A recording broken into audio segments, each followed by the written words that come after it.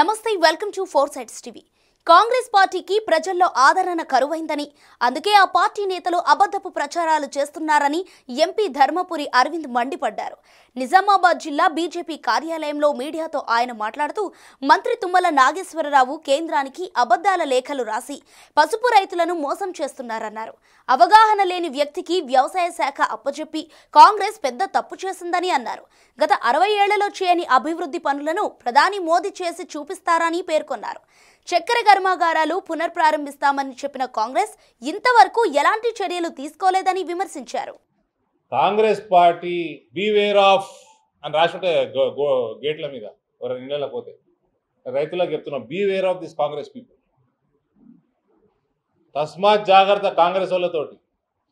ఏమంటుందండి, విస్తీర్ణత తగ్గింది కాబట్టి రేట్లు పెరుగుతున్నాయి అంటారు. అయ్యో ఇలా చెప్తా విస్తీర్ణత. ఇగో స్పైసెస్ బోర్డు నుంచి తెప్పించినాను, మీ అందరు కాపీ ఇస్తా. ఇవి అద్దాలు పెట్టుకుంటే కూడా ఇవాళ పరిచయం చేస్తుంది. ఇప్పుడు నాకు సైట్ ఉన్నదండి, నేను చదవాలంటే తీయాలి, తీస్తే కానీ చదవలేను. ఇట్లుంటే కూడా అహంకారమా? అలోలో పెట్టి సోనియా గాంధీ కూడా కూలింగ్ గ్లాసెస్ పెట్టి ఫోటో పెట్టి ఈమె కూడా అహంకారం ఉంది అనడు. సెల్ఫ్ గోల్ స్పెషలిస్ట్ వీళ్ళు కాంగ్రెస్. సరే సబ్జెక్ట్ కొద్దాం. విస్తీర్ణత తగ్గి రేట్లు పెరగలేదు, విస్తీర్ణత చాలా పెరిగింది. తెలంగాణలో తగ్గింది.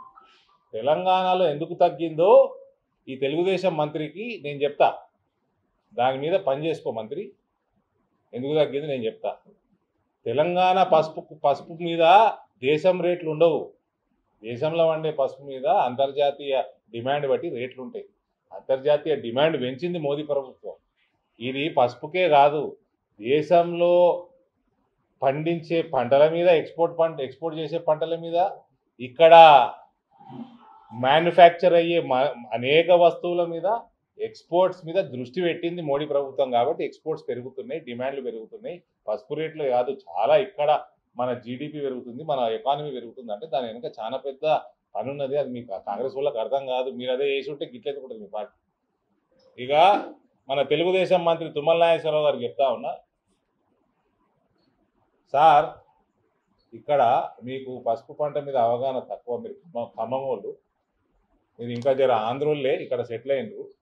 సరే మీరు పార్టీలు మారిండ్రు, ఇలా మంత్రి అయినరు, మా కర్మకి మీకు వ్యవసాయం ఇచ్చిండ్రు.